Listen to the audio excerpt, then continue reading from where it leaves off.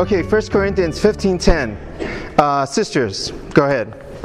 By the grace of God, I am what I am, and His grace unto me did not turn out to be in vain.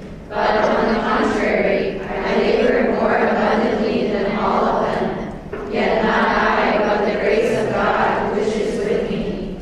Yeah, Paul said, I labored. So, to enjoy God's grace doesn't mean that we don't labor.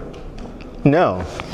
To enjoy God's grace, doesn't mean that. Paul labored, and he labored more abundantly. But what is the source of his labor?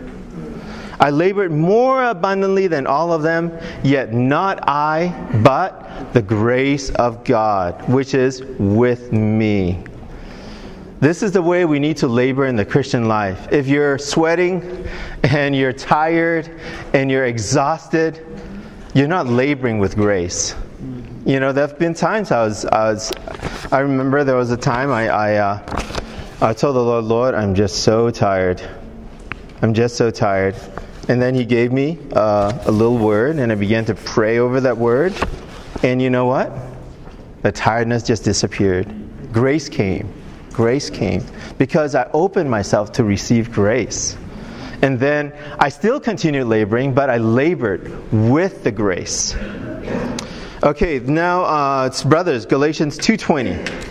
I am crucified with Christ, and it is no longer I who live, but it is Christ who lives in me.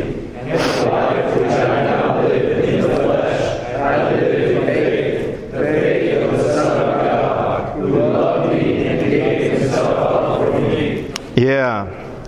So there in 1 Corinthians 15:10 it says, I labored by the grace.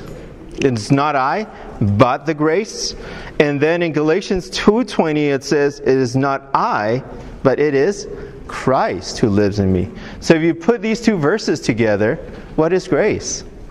Christ. Yes, grace is Christ. You put them together. How can grace not be Christ? It is not an outward blessing. It is not unmerited favor.